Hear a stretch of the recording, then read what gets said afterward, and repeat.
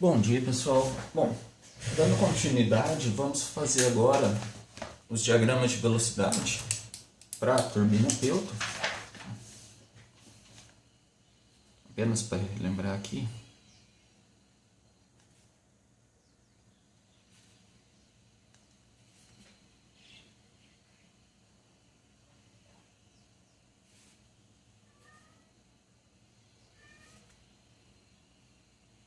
Turbina Pelton. Então,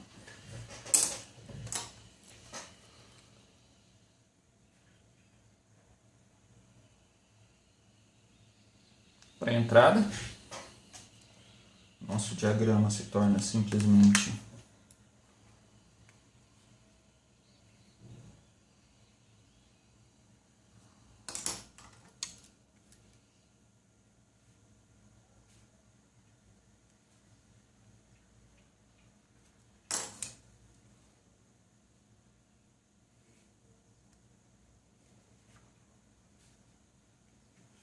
V1, W1, e colocar aqui 1, mas fazendo a ressalva de que 1 igual ao 2 é igual ao 1, pela configuração da turbina. E na saída,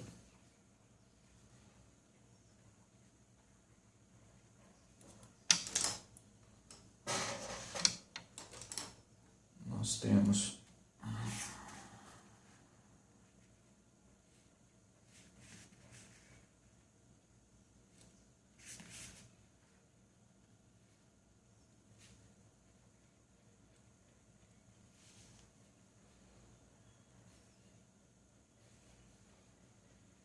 V2, VT2,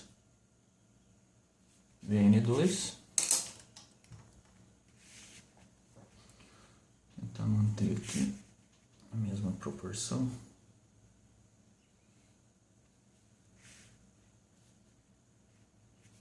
O 2, de novo, 1 igual ao 2 igual a 1. E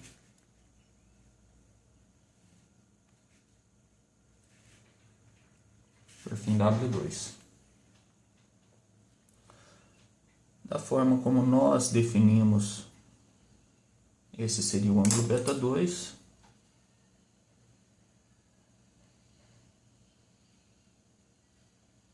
Aqui seria o nosso ângulo alfa 2.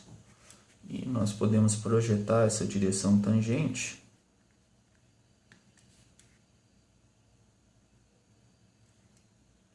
e chamar isso daqui de um ângulo θ.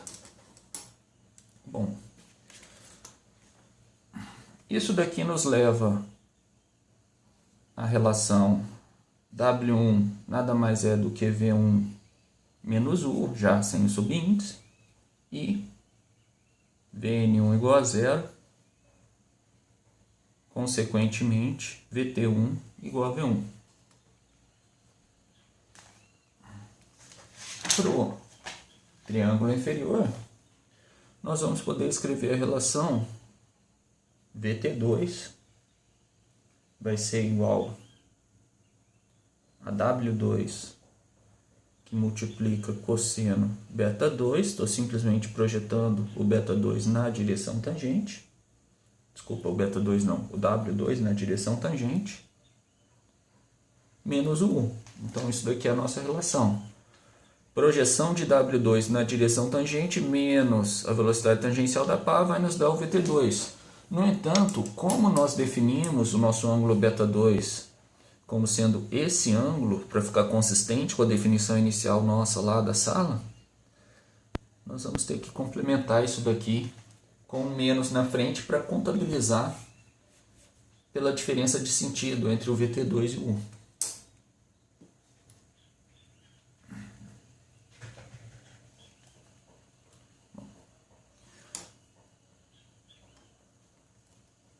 Então nós temos essas duas relações que podem ser escritas. Agora, um ponto interessante. Quando a gente pensa numa turbina Pelton, se nós desprezarmos o efeito de fricção, nós vamos chegar à conclusão de que W1 deve ser igual a W2 em magnitude. Tá?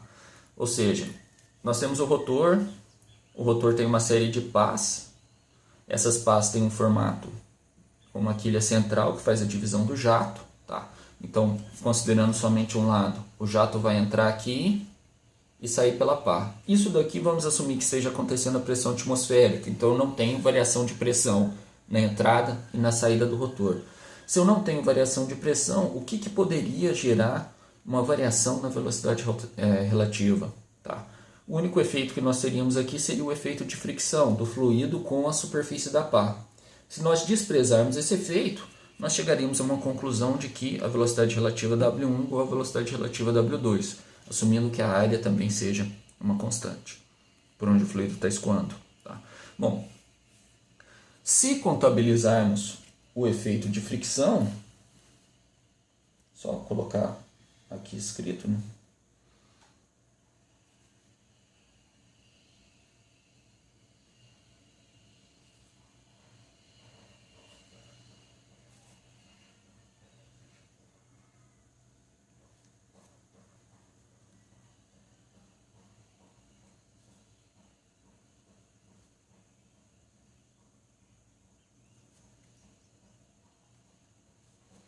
Nós podemos escrever que o W2 nada mais é do que uma constante K que multiplica o W1, onde nós vamos ter 0 menor do que K, menor do que 1. Ou seja, eu posso reescrever a velocidade relativa na saída da pá como sendo uma função da velocidade relativa na entrada da pá. Tá? Simplesmente multiplicando por um número que varia entre 0 e 1. Ou seja, eu sei que W1 vai ser menor do que W2. Basicamente isso. Agora o que a gente vai fazer é chegar numa relação chegar a uma relação ótima para a razão de velocidades. Velocidade tangencial da pá, velocidade absoluta do fluido na entrada. Para obter o máximo de eficiência possível para a transferência de energia na turbina Pelton. Para fazer isso,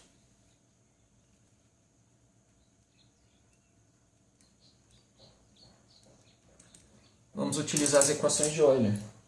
E aí nós podemos relembrar que o torque pode ser escrito como sendo o fluxo máximo R2 VT2 menos R1 VT1.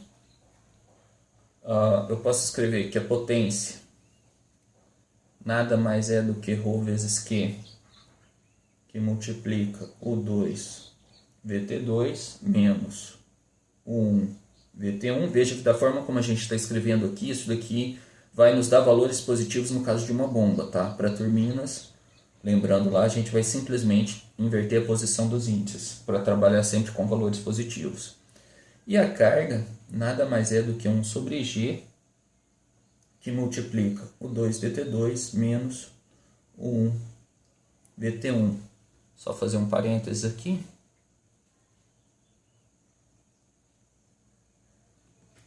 Nós vamos só inverter para manter o valor positivo. Então, a equação que nós vamos utilizar vai ser igual a H é igual a 1 sobre G de 1 VT1 menos o 2 VT2. Lembrando também que nós podemos reescrever essa equação de carga, isso a gente fez em sala de aula, como sendo 1 sobre G, que multiplica V1 ao quadrado menos V2 ao quadrado sobre 2, mais o 1 ao quadrado menos o 2 ao quadrado sobre 2, menos, vou colocar aqui embaixo, W1 ao quadrado, menos W1 ao quadrado menos W2 ao quadrado dividido por 2. Ficou um pouquinho confuso aqui os números 2. Vou escrever essas duas do outro lado da folha. falta espaço.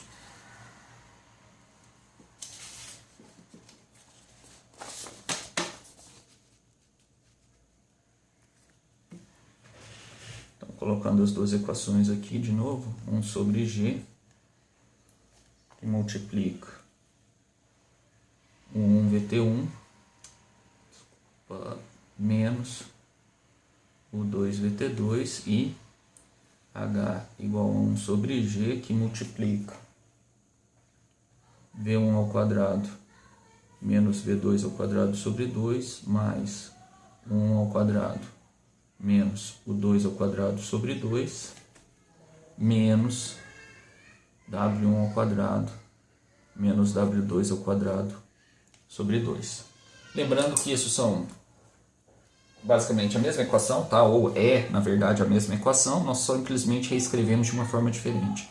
Agora, para a turbina Pelton, nós sabemos que o 1 igual ao 2 igual a U, ou seja, esse termo aqui se anula. E se nós assumirmos que K aproximadamente igual a 1, nós vamos ter que também W1 igual a W2, e esse termo também vai se anular.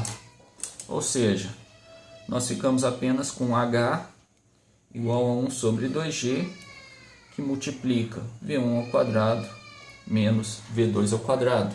Ou seja, a energia cinética na entrada menos a energia cinética na saída. Dessa forma, se nós minimizarmos a energia cinética absoluta, tá, do fluido na saída, nós estamos maximizando a carga transferida para o rotor da turbina. Então, basicamente, minimizando a quantidade de movimento do fluido, tá, alterando essa quantidade de movimento, nós vamos conseguir transferir mais energia para o rotor.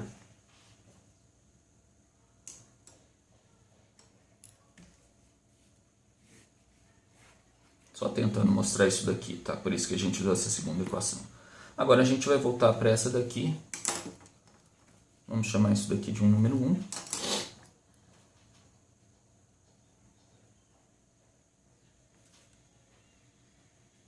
Lembrando que aqui a carga cinética, só voltando um pouquinho, né? Por isso que ela é uma turbina de impulsão, tá? Isso daqui vai se anular ou praticamente se anular, né? Sobrando simplesmente esse termo. Lembrando que esse daqui é um termo cinético e a gente mostrou lá na sala que esses dois termos eles estariam muito mais relacionados com variação de pressão, tá? Enquanto esse termo estaria mais relacionado com variação de energia cinética. Bom, se a gente sabe que V1 igual a VT1 e nós também sabemos que V1 é igual a W1 mais U, podemos escrever que VT1 nada mais é do que W1 mais U. Essas relações vêm todas lá do triângulo de velocidades, ou desculpa, do diagrama de velocidades para a entrada da turbina. E a gente pode chamar isso daqui de equação 2.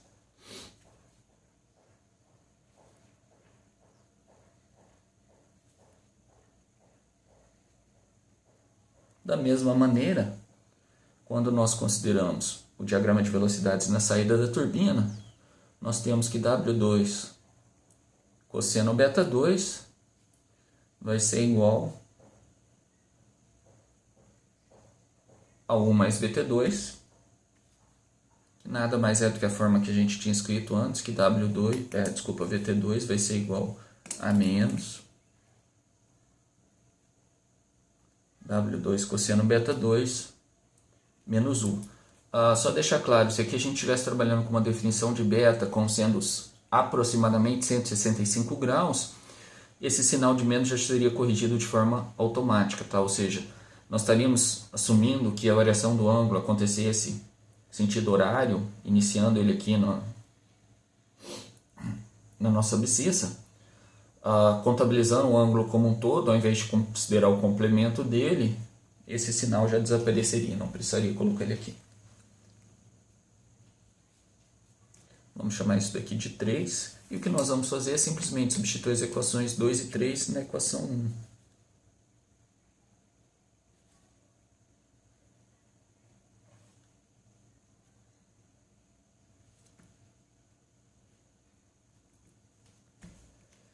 Isso vai nos resultar na expressão H igual a 1 sobre G, que multiplica W1 mais U, vezes U, mais, devido ao nosso sinal de menos aqui, tá?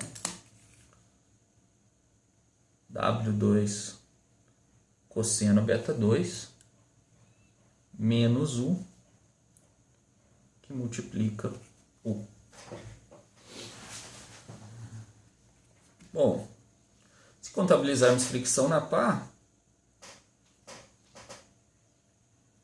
nós estamos falando simplesmente que W2 é igual a K, que multiplica W1. E a gente pode reescrever a expressão acima como sendo 1 sobre G, que multiplica W1 mais U, vezes U, mais K vezes W1, cosseno beta 2, menos U, vezes U. Reescrevendo, H igual a W1 vezes U, comum em todos os termos, sobre G, que multiplica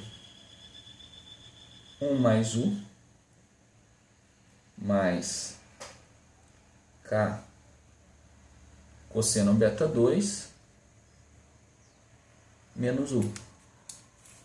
Posso simplificar o mais U com menos U. Isso daqui vai resultar em H igual a W1 vezes U sobre G, que multiplica 1 mais K cosseno beta 2. E podemos chamar isso daqui de equação 4.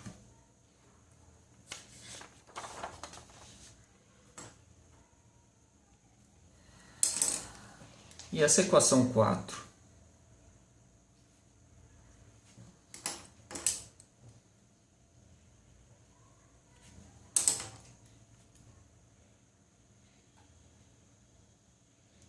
representa nada mais nada menos que a carga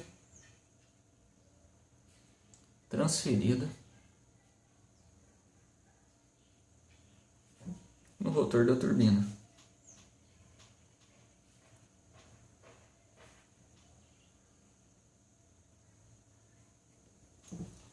Bom, na sequência nós vamos encontrar